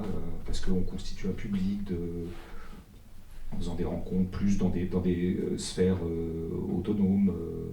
Bon, prenons une soirée comme celle de ce soir. En gros, si on en fait la dissection, c'est quoi ? Bon, moi, je ne gagne pas d'argent. En même temps, je prends du plaisir à le faire. Par ailleurs, c'est quand même un film que j'ai fait, que j'aime toujours montrer parce que je l'aime bien. Du coup, des gens ont vu le film. Du coup, le film est vu. Vous êtes salarié, donc vous ne gagnez pas spécifiquement ce soir de l'argent, mais vous le faites aussi en tant que salarié. Donc il y a de l'argent, c'est de l'argent public. Bon. Les spectateurs sont payants, mais c'est tellement modique que je suis sûr qu'ils sont hyper contents, même qu'ils vont donner même 2 fois plus en sortant. Non, mais je veux dire, là, on est dans un espace de moindre commerce, je dirais. C'est déjà pas mal de trouver des espaces de moindre commerce. Hein. Évidemment qu'il y a de l'argent dans tout ça, il y a eu un peu d'argent pour faire le film. Et d'ailleurs, si j'ai pu faire le film avec peu d'argent, c'est parce que je gagne ma vie par ailleurs. Je ne me suis pas payé pour faire le film. Les autres étaient payés par moi, mais parce que je gagne de l'argent par ailleurs. Donc il ne faut jamais être naïf par rapport aux histoires d'argent. Il y a toujours de l'argent quelque part. Donc ce à quoi on peut tendre, c'est disons une espèce de déflation économique, quoi. Arriver au minimum vital de la circulation de l'argent. Donc moi, c'est à ça que je travaille dans ma position d'écrivain ou de documentariste à l'occasion ou autre chose. C'est ça, c'est au plus près de la non-économie, quoi. De l'économie au sens classique. Donc ça se gagne vraiment par millimètre, quoi. Mais je considère que je suis pas très très loin maintenant de faire à peu près les choses comme j'ai envie de les faire sans qu'on m'embête trop, quoi. Et ça, chacun pourra jauger de sa propre autonomie à son échelle. Moi, évidemment, donc, je ne suis pas paysan mayennais. D'abord, j'ai pas envie de l'être. Pourquoi ? Parce que si j'étais paysan mayennais, j'aurais pu le temps d'écrire des livres. Donc, je ne vais pas devenir paysan mayennais. S'il vous plaît. Oui, pour les 2-3 personnes que ça intéresse que je fasse des livres, y compris moi. Donc voilà, donc chacun sa vie, chacun sa puissance, chacun sa volonté de puissance, et chacun, moi ma puissance, je ne la mets pas là, bon voilà. Donc c'est essentiellement pour cette raison-là. Donc il faut toujours interroger sa propre autonomie dans le champ dans lequel on évolue. Donc que chacun se pose la question, tiens, dans mon boulot, dans quelle mesure y a-t-il des dépendances dans ce boulot qui vraiment me fatiguent, m'endolorissent, m'attristent, et dans quelle mesure est-ce que je pourrais m'en déprendre ? Si tout le monde se posait cette question, tout le monde serait un sujet politique de lui-même, hein, plutôt que de se projeter dans des débats politiques qui n'ont aucun sens. Déjà que chacun se demande, quels peuvent être moi, là, dans ma vie concrète, sans parler du grand saut à la campagne, les gains d'autonomie. C'est vraiment une question passionnante, en fait, parce que et chaque individu est le plus à même d'y répondre. Moi, je ne peux répondre pour personne à cette question. Chacun doit faire son propre examen, qui est très précis. Je le faisais un peu dans Notre Joie. Il y a un moment, je faisais quelques pages comme ça. Je disais, ben voilà, dans la semaine que je viens de passer, quels sont les moments de ma vie, une vie très routinière, hein, ma vie est très routinière, que vraiment j'ai trouvé particulièrement contraint, et si jamais il m'était donné de refaire cette semaine, qu'est-ce que je soustrairais ? Qu'est-ce qui m'emmerderait, quoi. Enfin, qu'est-ce qui m'a véritablement emmerdé. Donc je faisais des trucs très précis, et c'était par exemple aller faire des courses, enfin c'est des trucs cons, mais il faut que ce soit des trucs cons. Et voilà, et ça je trouve que c'est des belles questions quand on les traite concrètement, en fait. Merci. Merci à vous d'être venus. Bonne nuit. Alors, est-ce qu'il y a des gens qui ont des questions dans le public ? Oui.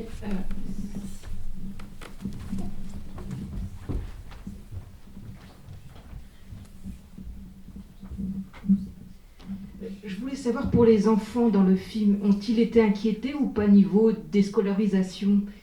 Est-ce que le maire de la commune, enfin, je dis ça parce que je suis dans l'éducatif, a-t-il intervenu, enfin... Alors, il faut savoir que oui, sûr. Il est tout à fait légal de ne pas mettre ses enfants à l'école en France. Hein.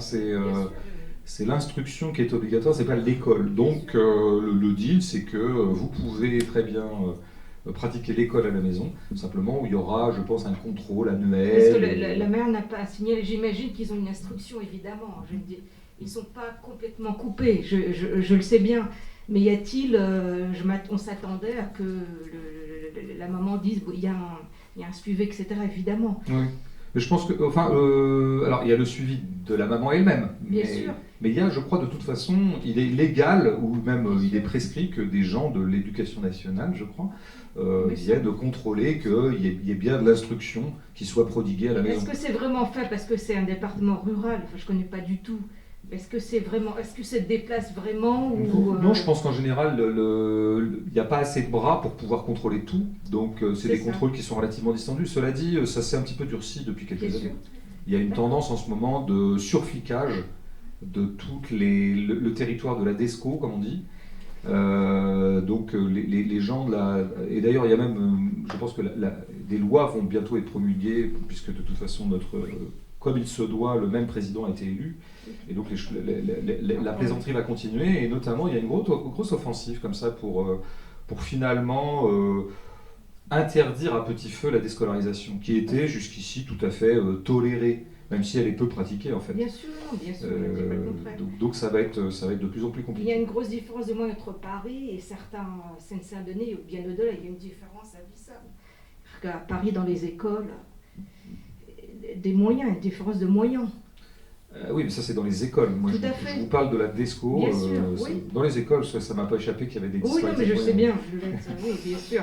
Entre Paris, le fin fond. Parce que j'ai vu des endroits pas aussi pires, mais où il n'y a rien. Enfin, voilà, l'école, ça nécessitait tout des enfants. Mais... Ce qui est intéressant, je pense que pour moi, la déscolarisation, elle est d'autant plus viable que l'environnement de vie des enfants est agréable. Et pour ça, la campagne, c'est pas mal, quoi. Oui, non, bien sûr, j'ai vu des endroits. Merci.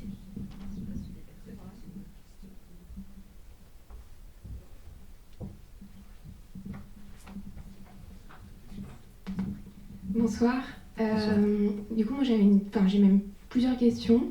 D'abord, par rapport, une question qui part du magnétiseur et de ceux qui sont dans la hutte. Pour moi, c'est vraiment ceux qui ont le plus bouleversé la conception de l'autonomie. Et oui, et pourtant, quand j'ai vu le magnétiseur apparaître à l'écran, ça n'a pas dénoté dans ma tête parce qu'il y avait cette gestuelle. Donc, et après coup, après avoir vu aussi les autres personnages, les autres personnes, ceux qui parlent de leur rapport au travail, la façon dont ça leur ouvre comme ça les portes de la méditation, et aussi le père de famille donc, qui déscolarise ses enfants, qui dit que il faut trouver, chacun doit développer son don ou quelque chose comme ça. Je me demandais si pour l'autonomie pour vous, où c'était d'abord, avant d'être du coup un mode de vie vraiment concret, un objet, une disposition, et oui, quelque chose qui serait donc individuel et qui se déploierait comme ça de manière complètement différente, circonstancielle. Et voilà. Et mon autre question aussi, c'était par rapport à l'ambition politique de l'autonomie. Je vois pas comment justement c'est possible de concilier ça, de faire le lien entre toutes ces formes d'autonomie différentes. Est-ce que l'autonomie, c'est d'abord se déserter, se retirer? Est-ce qu'il y a possibilité comme ça de créer un bloc autonome? Voilà, c'est mes questions. Non, c'est des questions. La dernière, et je commencerai par la dernière parce que c'est la plus classique et qui est une vieille question dans la politique. De savoir dans quelle mesure, en gros, parce que c'est la stratégie anarchiste, ça serait plutôt la désertion, le retranchement dans l'espace de la commune, d'ailleurs. Et plutôt que la prise de l'État, considérée comme de toute façon vouée à produire les mêmes effets que les prédécesseurs, les occupants précédents de l'État. Les anarchistes considèrent que l'État, de toute façon, est un monstre froid en tant que tel et le restera, même s'il est investi par des gens vertueux. Et donc, ils préfèrent effectivement le retranchement, la sécession, et donc voilà. Alors, est-ce que la sécession peut faire une politique au sens massif du terme et collectif? C'est une grande question. Les marxistes répondent que non. Et que c'est bien pour ça qu'ils disent qu'il faut prendre l'État. Voilà. Le débat, il existe depuis à peu près 1834. Il a été particulièrement aigu au 19e. Il est toujours aigu. Il est revenu d'ailleurs en force récemment sur la scène intellectuelle. Donc, c'est par exemple la réponse de Frédéric Lordon au Comité Invisible ou de Frédéric Lordon à Agamben. Pour ceux que ça intéresse, je vous donne quelques petits repères comme ça. Mais pour vous dire que cette question est une... Moi, je n'ai pas de réponse. Tout m'intéresse dans cette affaire. Je crois qu'en fait, il n'y a pas besoin d'avoir des réponses théoriques à ça. C'est comme d'habitude, c'est les faits qui tranchent. Les faits en politique, c'est toujours les faits qui gagnent. Si vous avez un mouvement massif vers l'autonomie, alors on atteint une masse critique qui devient significative politiquement. Si effectivement c'est 2 pelés, 3 tondus qui rentrent en autonomie, ça ne changera pas la balance générale du problème. Ce qui d'ailleurs n'invalide pas le fait. Il ne faut jamais oublier que ce n'est pas parce qu'une attitude individuelle ne change rien à l'état du monde qu'elle est disqualifiée. Il faut quand même le dire. Parce qu'il y a toujours des fâcheux pour dire « Ouais, mais bon, c'est sympa ce qu'ils font là, mais bon, pendant ce temps, Poutine. » Ça, c'est les fâcheux. Donc, non, les individus ont toujours la raison de s'émanciper déjà eux-mêmes, et puis à la fois, si jamais ça peut faire école, tant mieux. La première partie de votre question, elle est vertigineuse, elle est passionnante. Est-ce que c'est finalement, je la reformulerai comme suit, est-ce que l'autonomie est une espèce de disposition individuelle, un état d'esprit, on pourrait presque dire, ouais, avant d'être une pratique matérielle? Moi, je crois que les deux sont relativement indissociables, quoi. C'est-à-dire que c'est parfois aussi d'avoir une pratique matérielle autonome qui produit un état d'esprit autonome, et c'est aussi sans doute parce qu'on avait des graines d'état d'esprit autonome en soi qu'on se met à avoir une pratique autonome. Mais ça marche dans les deux sens, quoi. Comme souvent, le corps, l'âme, la matière, l'esprit, tout ça, c'est circulaire, quoi. Donc, ce que je dirais quand même, c'est que on ne peut pas faire l'économie de la pratique matérielle de l'autonomie, quoi. C'est-à-dire, parce que vous avez beau être autonome dans votre tête, il y a quand même un moment où le monde matériel se rappelle à vous et vous rend parfaitement hétéronome, quoi. Et donc, je crois que c'est compliqué de rester très très autonome dans sa tête alors que tout notre corps est multidépendant.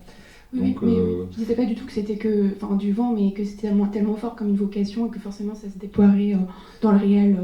Mais je crois que c'est un peu les deux, parce que quand je prends par exemple le cas du papa là, qui parle de ses enfants d'Escaut, ils étaient de Créteil avec son épouse, et ils sont partis de Créteil, ils avaient vraiment une vie lambda, il le dit, hein, éducateur, dans une banlieue, Créteil, voilà, une bagnole, un frigo, 2 enfants, un chien. Et eux, ils ont ressenti un malaise, quoi. C'est parti d'un malaise, en fait. Une espèce d'aspiration déjà à quitter la dépendance plutôt que d'avoir un esprit d'autonomie. En fait, c'était plutôt un truc par la négative. C'est que ça va plus, quoi.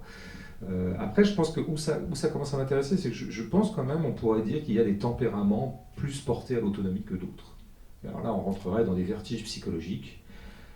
Il y a probablement, d'un individu à l'autre, peut-être pour des raisons d'éducation, de conditionnement, que sais-je, mais en tout cas, le résultat est là, des gens qui visiblement acceptent davantage d'être aliénés que d'autres, supportent davantage un certain nombre de dépendances ou de laisses, si on le dit négativement, que d'autres. Il y a même des gens, des tempéraments, ça existe, des gens qui se sentent bien dans l'aliénation, ce qui a toujours beaucoup perturbé les émancipateurs. Ça a toujours été un grand problème pour les camps de l'émancipation politique de constater que tout un tas de gens aliénés avaient l'air plutôt satisfaits de l'être. Alors il y a une façon de se sortir de cette impasse pour la gauche, parce que c'est la gauche dont je parle, c'est de dire, oui, mais en fait, finalement, il appartient à l'essence même de leur aliénation d'aimer être aliéné.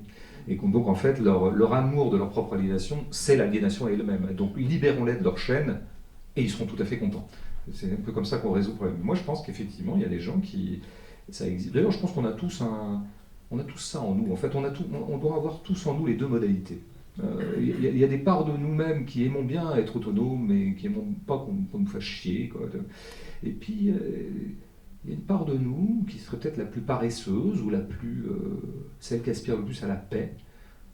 C'est pas mal, finalement, qu'on s'occupe de ma vie à ma place. Comme ça, j'ai pas à m'en occuper. C'est quand même tranquille quand on s'occupe de moi. Moi, j'avais ressenti ça à l'armée, un peu. J'ai fait l'armée, moi.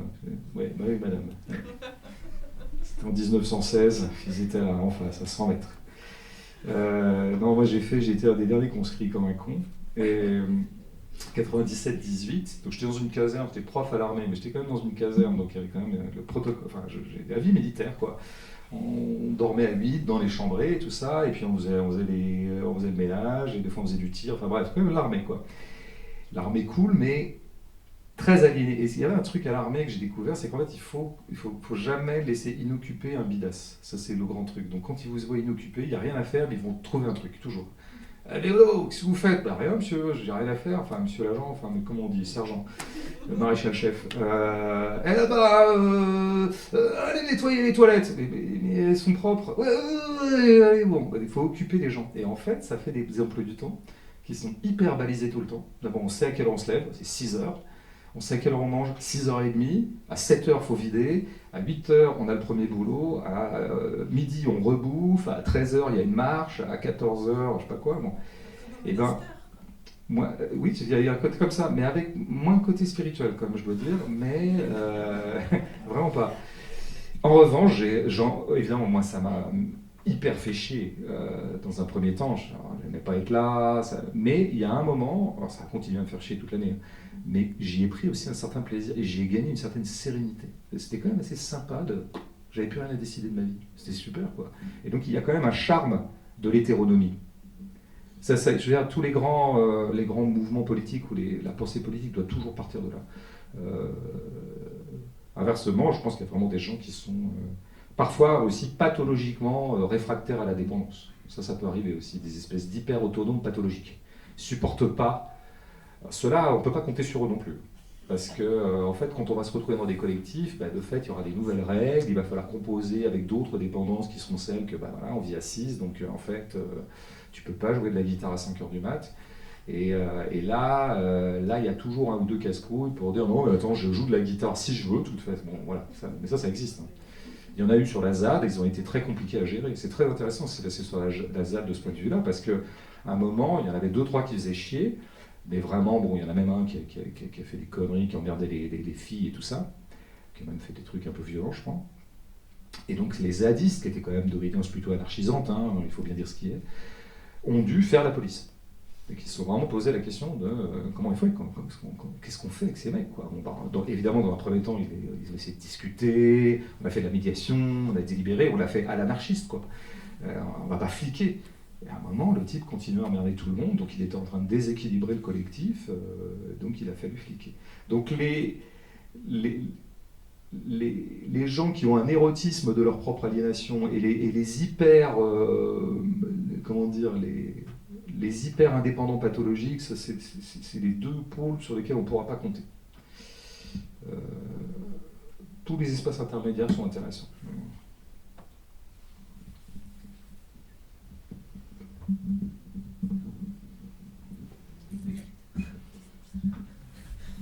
Bonsoir. Bonsoir. Merci beaucoup pour cette projection et ce que vous avez dit depuis tout à l'heure. C'est très intéressant. Oui, je trouve aussi. Ouais. Je me fais la remarque. Les grands esprits qui se rencontrent. Tout à fait. Un motif qui m'a particulièrement intéressé dans le film, c'est d'autant plus qu'il est très court, c'est celui avec les moniales. Vous avez tout à l'heure parlé du mot spiritualité. Oui, désolé. Vous disiez spiritualité tout à l'heure, et l'autre motif lié à la spiritualité dans le film, c'est toute la dimension chamanique. Et la question que je me posais, c'était dans le camp de la gauche critique, radicale, auquel vous vous rattachez, je me demandais vraiment, parce que ça, je ne sais pas du tout, je sais que par exemple Bernard Friot revendique le fait qu'il est, enfin revendique en tout cas, s'affilie à la tradition du catholicisme de gauche, mais je me demandais comment est-ce que c'est reçu en fait.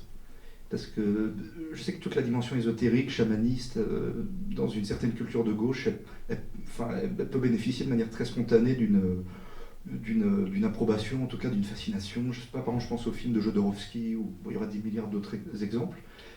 Le christianisme, pour des raisons que je peux en partie comprendre, spontanément, je me dis que peut-être pas forcément. Donc, quelles sont les réactions auxquelles vous avez pu être confrontés dans votre... Oui, il y a tout un spectre de... Je peux pas non plus trop parler à la place des gens et faire de la sociologie comme ça un petit peu sauvage, mais bon, au moins, je peux voir à peu près un nuancier d'attitude.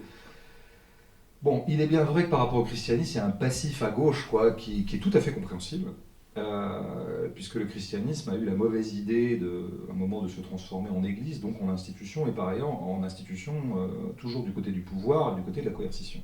Donc il est tout à fait mécanique, logique et juste que le camp de l'émancipation ait eu d'abord, et pratiquement en priorité pendant beaucoup de siècles, comme ennemi, l'Église. Alors après, amalgame s'est constitué dans l'esprit de bien des gens de gauche entre l'Église et la religion. Et alors ça, c'est le drame.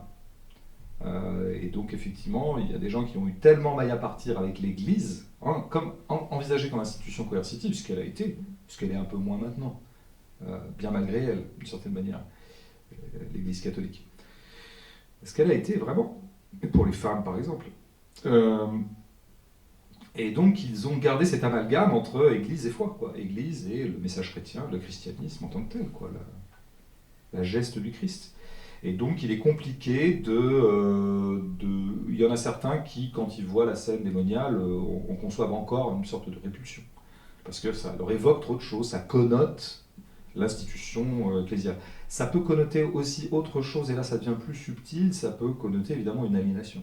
Ces femmes-là, finalement, se sont absolument aliénées, elles se soumettent à un ordre, d'ailleurs ça s'appelle un ordre, là c'est des orthodoxes d'ailleurs, et elles se soumettent au Seigneur, elles sont absolument l'esclave du Seigneur, elles ont complètement organisé leur vie autour de la contemplation et du message du Christ, quoi. Donc ça va plutôt inspirer un sentiment d'hyperaliénation beaucoup plus que d'autonomie. Ça, c'est sûr. Et la perplexité, elle est tout à fait légitime. Je veux dire, moi, quand j'entends ça dans les salles, je me dis, bah, bien sûr, je comprends très bien que ce soit votre premier réflexe. Alors après, bon, comment je peux m'en sortir? Moi, je m'en sors en disant qu'il faut toujours voir ce à quoi on s'arrache, quoi. Et autant on peut considérer que dans un certain nombre de cas et de situations, les femmes à qui on imposait presque le couvent, alors ça c'était de l'aliénation caractérisée. Mais en 2022, dans notre société marchandisée, matérialiste dans le mauvais sens du terme, ces femmes-là qui s'acceptent, qui s'arrachent au monde marchand, pas tant que ça d'ailleurs, pas complètement à l'économie comme on le voit bien dans la séquence, mais au monde marchand, et qui ne jurent que par le Christ et non pas qui ne jurent pas par la marchandise, c'est de l'émancipation ça. C'est de ce point de vue-là de l'émancipation. Alors on peut dire que c'est de l'hyper-aliénation d'un côté et de l'hyper-émancipation de l'autre. En fait, il faut toujours voir un peu, il faut être dialectique, quoi. Et parfois, on est un mixte des deux, on est un mixte d'émancipé et d'aliéné. Donc peut-être que dans un corps de monial, il y a à la fois la démonstration d'une aliénation et la démonstration d'une émancipation. Ça dépend de quel point de vue on se place, quoi. Et c'est ça qui est intéressant. C'est ça que... Après, moi, je crois que oui, dans une société, je veux dire, où l'attention est en permanence accaparée par la marchandise, par des marchandises via des objets technologiques, des gens qui contemplent le Christ me paraissent éminemment subversifs. Éminemment subversifs par rapport à ça. Je veux dire, c'est des femmes qui prennent le temps du recueillement, qui prennent le temps de la prière, quoi. C'est très très intempestif quand même, là, par rapport aux modes de vie qui sont les nôtres. Donc moi j'avais vraiment quand même l'impression de filmer des femmes qui avaient échappé à quelque chose, beaucoup plus que des femmes qui s'étaient mis dans la gueule du loup. Mais bon, le spectateur sera tout à fait libre de trancher en fonction de ses affects, en fonction peut-être de son passif aussi par rapport à la religion, hein. Moi je sais que ma mère, elle voit cette séquence, ça la fait hurler, parce que ma mère, elle a subi des curés en Vendée, faut plus l'entendre. Je veux dire, quand elle m'entend parler de christianisme, elle me déshérite, quoi, immédiatement, quoi. D'ailleurs c'est déjà fait. Mais c'est pas grave, comme ça je suis autonome par rapport à mes parents. Voilà. Du coup, je veux bien rebondir, j'aurais une question par rapport à ça. Juste une toute dernière question, c'était par rapport aux religieuses. C'était dans votre script, c'était une intention de départ, vous vouliez chercher à introduire le motif chrétien dans le film autonome, ou on vous a parlé de monial et vous a dit ah, tiens, du coup... Oui, c'est ça. Ça s'est passé comme ça. Je discutais avec la fille du producteur, qui est un ami, qui tient une épicerie d'ailleurs associative, équitable, bio, dans un petit village qui s'appelle la Fontaine Daniel en Mayenne, et je discutais avec elle et elle me dit tiens, mais pourquoi tu n'irais pas voir les moniales qui sont à côté là? Bon, les moniales qui sont à quoi? Ici, il y a un petit monastère à côté. Elle fait des affaires avec elle parce que les moniales viennent lui vendre du savon, parce qu'elles font de la savonnerie aussi un petit peu. Et puis elle leur file des trucs de temps en temps, des invendus, des choses comme ça. Et je lui dis ah oui, bien sûr, je peux aller les voir. Tiens, je vais passer les voir, puis on verra bien. Bon, puis en plus, moi, il se trouve que j'aime plutôt ces lieux-là. J'aime bien ce lieu, j'aime bien les ordres monastiques, j'aime bien la vie monacale. Tout ça m'intéresse beaucoup. Et puis le christianisme m'intéresse aussi. Donc j'y allais avec grand plaisir. De toute façon, je savais, quand bien même ça ne servira pas au film, je vais passer un bon moment où je vais apprendre des trucs, puis je vais passer un bon moment. Bon, les femmes d'ailleurs ont été particulièrement accueillantes. La mère Elena, là, qu'on ne voit pas à l'écran, mais c'est elle qui parle en off, elle a été absolument adorable. Elle est passionnante. Sa vie est passionnante. Hein. Je ne l'ai pas mise dans le film, mais... Donc de toute façon, je passe un bon moment, et je me rends compte quand même que plus elle me parle, et plus elle me parle de ce que j'ai eu tendance par la suite à retenir dans la séquence, à savoir que des stratégies d'autonomie. c'est-à-dire des calculs d'autonomie, des calculs de moins travailler pour pouvoir garder du temps pour la prière. Ah là là, on a été obligé de supprimer une prière le matin parce que le travail, on était obligé de trop travailler parce qu'on n'est pas assez, on est un peu sous-staffé, elle dit pas sous-staffé, mais manque de personnel quoi en fait. Donc je trouvais très rigolo et très intéressant de voir que ces femmes qui vouaient leur vie à la spiritualité étaient dans des logiques qui étaient celles de mes autonomes paysans. C'est la même chose en fait. Quoi. Comment gagner toujours de l'autonomie, ça veut dire rentrer dans une logique un peu comme ça, très très concrète et technique, de quel est le travail qui pourrait moins m'occuper tout en me rapportant suffisamment assez pour que je puisse continuer à survivre, parce que évidemment, leur but n'est pas exactement de dégager du profit, hein. C'est tout simplement d'entretenir le monastère et de... Surtout qu'elles sont en relative autonomie, elles n'ont pas vraiment d'autorité au-dessus d'elles. Elles ont été un peu lâchées par l'autorité orthodoxe. Donc elles sont bien obligées de se démerder, quoi. Donc elles étaient... Alors là, je ressors du monastère, non seulement j'ai passé un bon moment, mais surtout pour moi c'est clair, ça sera dans le film. Je vais revenir, je vais lui faire répéter les choses qu'elle m'a dit, et j'insisterai bien là-dessus. Ça va être ça mon sujet. Ça va pas être la vie de Mère Elena qui vient du Mexique et qui a fui sa famille. Ça, c'est pas mon film. C'est passionnant, mais c'est pas mon film. Par contre, tout ce qu'elle m'a raconté sur comment elle est obligée de supprimer une prière parce qu'en fait, et puis bientôt on va arrêter la ciergerie, parce que la ciergerie, en fait, ça nous fait mal au dos, et c'est dur à porter, donc on va faire un truc peut-être plus les plantes médicinales, parce que c'est moins fatigant et ça se vend mieux. Voilà, pour moi, c'est le film. Et ça s'imposait de soi-même, quoi. Voilà. Parce que des fois, il y a des choses comme ça qui s'imposent. Ça s'est imposé.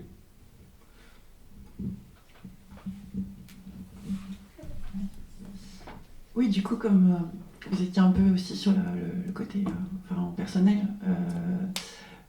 voilà, aussi par rapport aux questions d'autonomie, je rebondissais sur la propriété parce que je sais que vous le dites souvent, etc. etc. Et voilà, j'avais cette question pour vous. Comment ça se fait que vous êtes propriétaire et comment vous... Voilà, pardon. D'accord, donc on est vraiment sur l'examen de conscience là. Okay, pas de problème. Par ailleurs, j'ai mal parlé à ma sœur il y a 3 semaines, et donc j'ai vraiment parlé publiquement, ça va me faire du bien. Non, mais c'est vrai, bon, moi, si vous voulez, comment dire ? De toute façon, il y a un truc qui me paraît inadmissible, c'est la propriété lucrative. Bon, je ne suis pas dans ce cas, premièrement. Deuxièmement, moi, je suis un pur propriétaire qui habite sa propriété. Et finalement, je pense que ça ne me poserait aucun problème de devenir le locataire de cet appartement plutôt que d'en être le propriétaire. Pourquoi j'en suis devenu propriétaire ? C'était comme beaucoup de gens deviennent propriétaires, une sorte de, comme ça, de stabilité, de garantie sur l'avenir. Moi, c'est vrai que j'ai tout fait pour, comme beaucoup de gens d'ailleurs, pour que l'argent ne soit jamais un problème, parce que j'avais pas envie que ça me perturbe. Ça peut être aussi une forme d'autonomie, en fait. C'était un peu la dialectique de la question. Oui, mais je le défendrais pas comme ça serait malhonnête de dire « Ouais, non, mais en fait, c'était de l'autonomie, c'est pour ça que je suis devenu propriétaire. » Mais effectivement, je pense que en tout cas, la question m'intéresse. D'ailleurs, je pense que dans la tradition un peu anarchiste ou marxiste ou autre, il y a beaucoup de pensées très variables sur la question de la propriété. Et beaucoup s'entendront pour dire que finalement, assurer une petite propriété à chacun est effectivement une garantie d'autonomie et d'ailleurs une aspiration légitime. Donc moi, c'est vrai que le principe même de la propriété ne m'arrache pas la gueule, quoi. Et d'être propriétaire moi-même, donc pas vraiment non plus. Ça dépend vraiment de ce qu'on fait de sa propriété, et ça dépend de quelle vie on mène sur sa propriété. Je pense que c'est surtout ça qui est important. C'est qu'est-ce qu'on fait là-dedans, quoi. La propriété en tant que telle, ça reste quand même un papier, en fait, puisque finalement, les gestes que ça vous fait faire dans votre propriété sont à peu près les mêmes, en fait. Ça se voit pas, vous êtes propriétaire quand vous êtes en train de manger dans votre salon. Que vous soyez locataire ou propriétaire... donc tout ça, c'est des petits titres. Donc non, moi je suis pas farouchement. D'ailleurs, l'idée que la propriété c'est le vol, qui est la phrase très connue, finalement j'aime bien la répéter parce que je trouve qu'elle tape bien, puis elle emmerde surtout les gens qui ont le mythe de la propriété. Donc je trouve cette phrase a une capacité de provocation par rapport à la centralité du fétiche propriétaire qui règne dans nos sociétés quand même. C'est quand même la valeur première, la propriété. Donc c'est contre ça qu'il faut lutter. Je pense que c'est la propriété comme valeur première et inviolable. C'est-à-dire que l'hyper-pouvoir des propriétaires dans notre société, quoi. Les propriétaires ont la main. Ceux qui possèdent ont la main. C'est surtout ça le problème, en fait. C'est pas la propriété en tant que telle. Donc j'aime bien leur dire la propriété c'est le vol. Ça, je pense que c'est pas mal de leur balancer ça dans la gueule. Mais fondamentalement et ontologiquement, en fait, je suis pas sûr. Je suis pas sûr que la propriété ce soit le vol. Parce que je pense que ça serait fétichiser un tout petit peu l'existant que de dire ça. Enfin, ça c'est des gros sujets, mais... je ne suis pas obsédé par ça, mais je vais travailler un peu plus là-dessus prochainement. Je vous annonce Un livre qui ne sera pas un essai d'ailleurs, c'est un roman, mais que j'aimerais bien appeler La propriété. Et oui, j'ai le titre là, alors que j'ai pas du tout commencé, mais il s'appellera La propriété. Je vous l'annonce, mais je veux dire, c'est... Et j'ai choisi Argenteuil pour le dire. Alors que j'étais à Las Vegas il y a deux jours, hein, donc j'aurais pu dire Las Vegas, quoi. Et ben ça sera Argenteuil. Voilà. Enfin, faut que je l'écrive maintenant. Et là...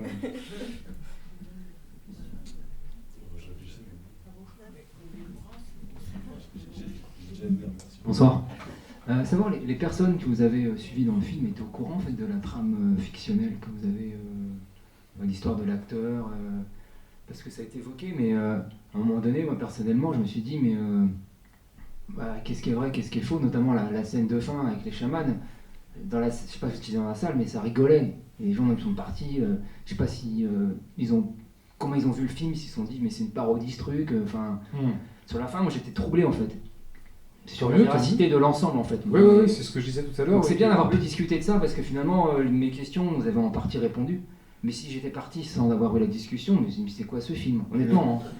Moi je dirais même c'est quoi cette merde. Enfin, non, parce que non, je critique pas les œuvres, mais j'ai arrêté de voir sur internet en fait, effectivement si j'avais pu trouver une réponse.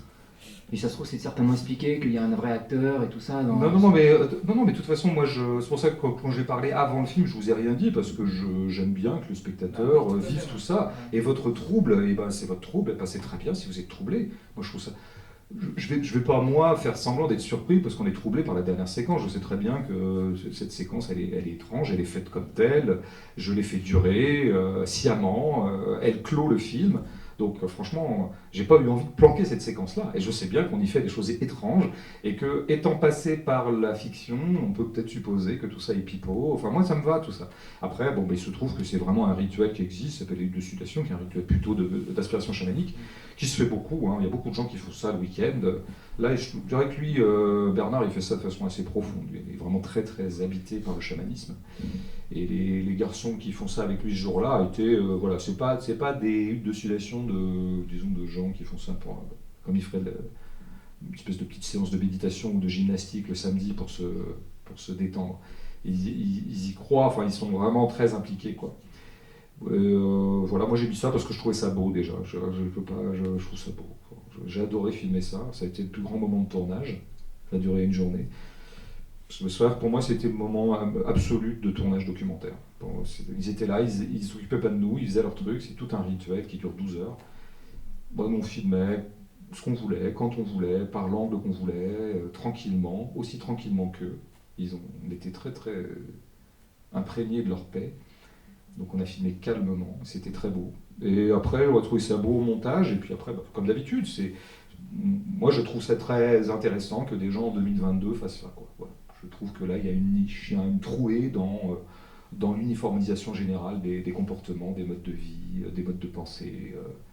Tout m'intéresse, moi. Tout ce qui échappe à l'uniformisation mondialisée de nos pratiques et de nos pensées, tout de suite, ça m'attire. Alors que, a priori, le chamanisme n'est pas le genre de spiritualité qui a le plus mon assentiment. C'est pas ce que je préfère, je dirais, dans l'offre générale.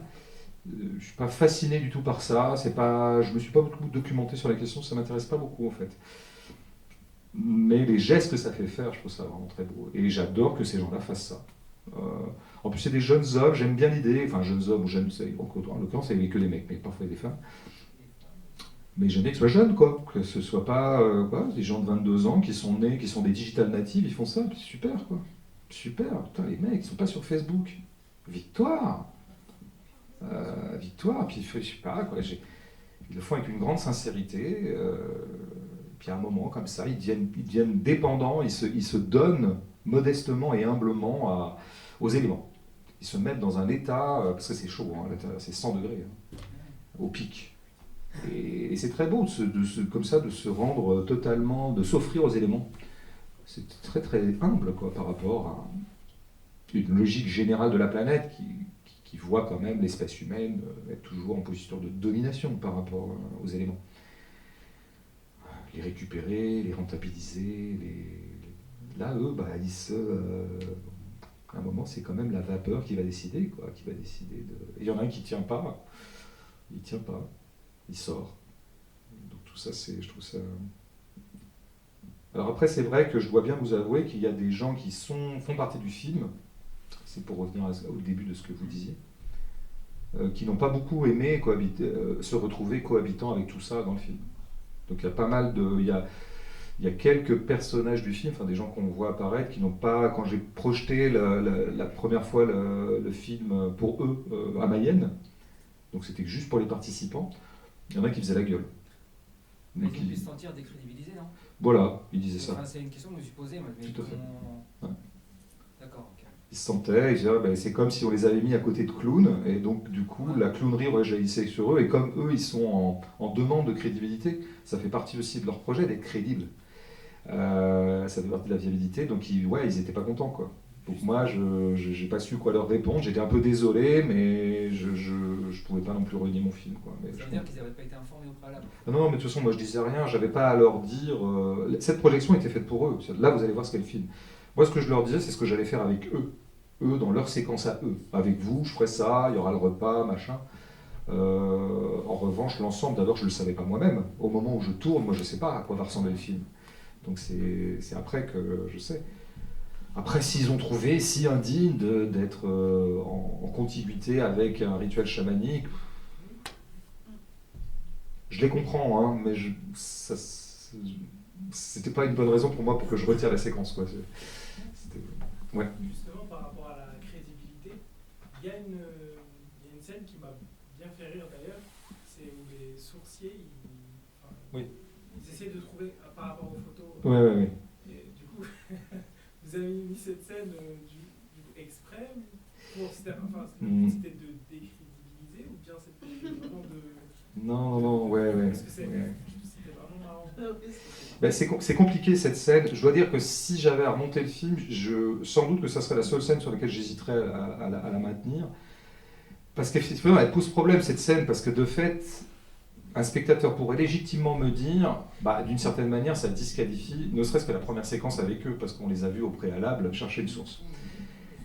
Et là, c'est embêtant pour moi, parce que moi, c'est pas mon idée. Moi, j'ai pas du tout envie de décrédibiliser ces gens. Moi, j'ai envie de montrer des gens qui font des choses et qui croient en quelque chose, sans jamais que la caméra tranche pour savoir si le caméraman ou le filmeur ou le réalisateur y croit aussi.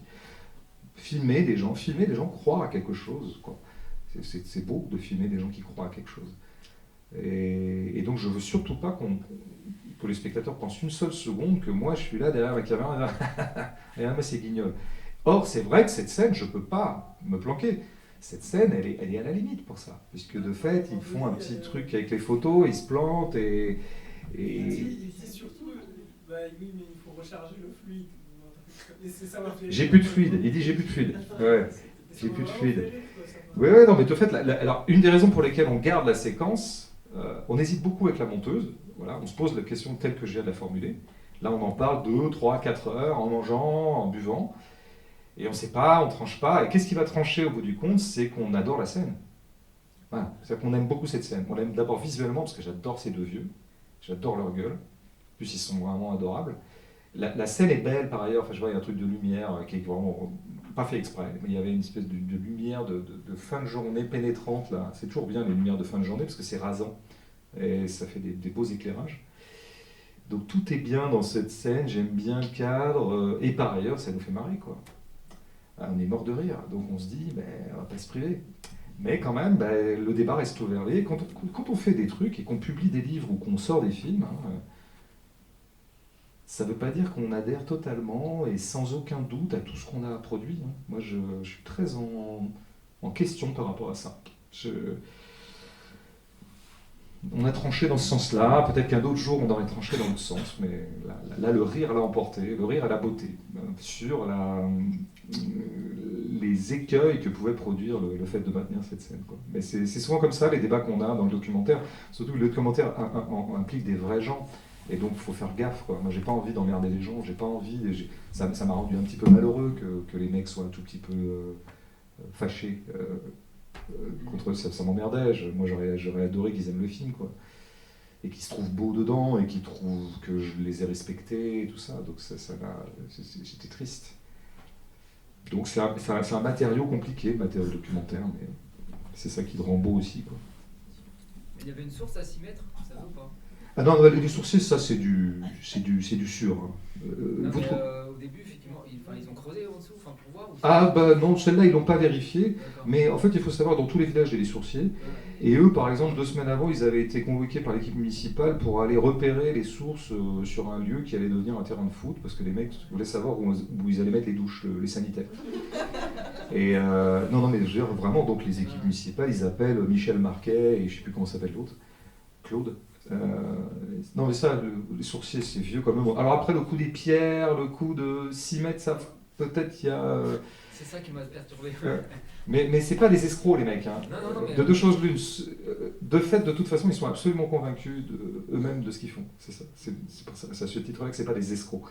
C'est peut-être des gens qui se mentent un peu, peut-être que c'est des gens qui sont un peu dans l'auto-persuasion, mais c'est pas des manipulateurs dans ce sens-là, vraiment pas. Je crois qu'il est un peu tard. Je crois que monsieur le doigt depuis à peu près 3h30. Mais... Allez, une dernière et je réponds brièvement. Je veux savoir l'heure. Je crois qu'il est, il est 3h30 du matin. Bon, c'est tôt. Bon, il est 23h40, sachez-le s'il y en a qui doivent rentrer. Et une dernière question pour ceux qui n'ont pas besoin de rentrer. Ouais. Alors, du coup, monsieur Bégodeau, je dois dire, j'ai lu vos bouquins, j'ai beaucoup aimé, j'ai pas besoin du micro honnêtement. Oui, bah oui, avec une belle voix comme ça. J'aime beaucoup vos micros. Néanmoins, en vous entendant parler de la mouvance anarchiste, j'ai un sociologue qui me vient en tête, qui s'appelle Henri Lefebvre, qui a beaucoup travaillé sur le concept d'aliénation, qui a pris l'exemple des militants communistes en disant que quand même ils se soient désaliénés du capitalisme marchand, ils sont en quelque sorte nouvellement aliénés à l'égard du dogmatisme pro-URSS, en refusant toute critique, en refusant les crimes commis par le régime soviétique. Et du coup, à la fin de votre film, quand on voit ces jeunes hommes qui ont formé une espèce de communauté autonome, est-ce qu'il n'y aurait pas est-ce que faire de l'action, est-ce que faire de l'autonomie une action collective, ça ne risque pas de créer une néo-forme d'aliénation qui serait en somme tout à fait contre-productive à l'égard du but obtenu, ce qui me permet du coup de critiquer un peu votre approche qui est plus relativiste, sans vouloir vous offenser bien entendu. Relativiste de quoi, moi honnêtement, j'ai l'impression, avec ce que vous dites, que vous relativisez un peu en hiérarchisant les formes de structures aliénantes. Après, c'est peut-être un ressenti, mais c'est... Dites-moi si je me trompe, je ne voudrais pas... Ouais, mais où vous vous trompez, je pense, c'est d'appeler ça relativisme. Ça, effectivement, je fais une différence entre différentes formes d'aliénation, mais du coup, c'est le contraire du relativisme. Parce que le relativisme consiste à renvoyer un petit peu tout dos à dos, en disant « Oh, bah, tout ça, c'est des aliénations, je ne tranche pas ». Moi, j'ai tendance à faire une nette différence entre des aliénations qui viennent de structures préconstituées du corps social, c'est des aliénations dont on hérite, pratiquement de naissance. C'est pas moi qui ai inventé l'école. Et donc, par rapport à ça, l'émancipation, on s'émancipe de ces structures préconstituées qu'on n'a pas choisies, et peut-être pour aller dans des structures qu'on choisit davantage. Donc là, je ferai vraiment une hiérarchie. Et effectivement, dans les structures qu'on va épouser nouvelles, il est possible que du coup, se mette en place un nouveau système de dépendance. C'est vrai. C'est de la dépendance consentie, mais c'est de la dépendance. Et peut-être que cette dépendance consentie va devenir elle-même un carcan, une aliénation, auquel cas, il faudra se barrer, il faudra de nouveau s'émanciper. Oui, effectivement, le militant communiste qui n'a de cesse que de vouloir émanciper tout le monde, et y compris lui-même, du joug du capitalisme, du joug de l'aliénation marchande, si à son tour il devient un aliéné, il s'aliène au diktat de Moscou, bon, il ne faut pas dire qu'il est beaucoup avancé. Donc j'ai pas beaucoup de sympathie pour le parti communiste stalinien des années 50-60, hein, de ce point de vue-là. Non, mais je suis d'accord avec vous. Mais après, si on est trop tatillon, et si on commence à un petit peu faire des plans sur la comète, on n'arrive jamais à rien, parce que, évidemment, on dit oui, mais ces gens-là, finalement, ils vont créer un collectif, et puis dans ce collectif, il y aura des nouvelles règles, et de nouveau, ils seront aliénés, et puis finalement, ça sera reparti. Bon, on voit bien que si on commence sur ces discours-là, là, de fait, il n'y a plus qu'à tirer l'échelle, parce qu'en gros, il n'y a rien à faire. Il n'y a rien à faire. Et donc, oui, je pense qu'il faut simplement se déprendre d'une position utopiste dans le monde, ou d'une sorte de candeur qui consisterait à penser que d'un seul coup, comme ça, on va trouver la pleine liberté, la pleine émancipation, qui ne sont pas de ce monde. En fait, il y aura toujours des difficultés, des contraintes, les collectifs seront toujours à la fois émancipateurs et chiants. Voilà, ça c'est la vie, ça. Et, la question étant de savoir, en fait, avec quelle intensité est-ce qu'on ressent le désir de se déprendre de ce qu'on est en train de vivre actuellement. Je crois que c'est ça plutôt la vraie question. Et dans ce cas-là, je pense que si vous aviez vraiment intensément, si vous ressentiez intensément le besoin de vous déprendre des chaînes qui sont les vôtres actuellement, vous seriez un tout petit peu moins tatillon ou un petit peu moins méfiant sur ce qui va vous arriver par la suite. Vous voyez ce que je veux dire ? Quelqu'un qui s'évade d'une prison, je crois qu'il ne se pose pas trop de questions sur ce qu'il va trouver à l'extérieur. Vous voyez, il s'évade de prison parce qu'il le ressent intensément comme besoin. Donc je pense que c'est toujours ça en fait qui préside au comportement politique ou aux convictions politiques, c'est toujours l'intensité de la peine qu'on ressent dans une situation donnée et l'intensité du désir de se déprendre de cette situation. C'est toujours ça en fait. Le reste c'est de la théorie, c'est-à-dire ce que vous faites, ce que je fais. Nous des théoriciens. Et on pourrait avoir un débat théorique, mais dans la vie ça ne se joue jamais comme ça en fait. C'est toujours plutôt des balances de désir et de contraintes. Je vais vraiment clore le débat à présent. Merci à tous d'être restés. Merci, Eric, merci. Merci beaucoup François Bégodeau pour le temps passé ensemble. Si vous voulez lire les livres de François Bégodeau, que ce n'est pas encore fait, allez-y. Et si vous êtes d'Argenteuil, venez les emprunter dans les médiathèques d'Argenteuil. On sera très content de vous revoir. Non, ils achètent. Sinon, vous pouvez les acheter, mais venez dans les bibliothèques. Surtout pas de gratuité. Merci beaucoup, bonne soirée à tous.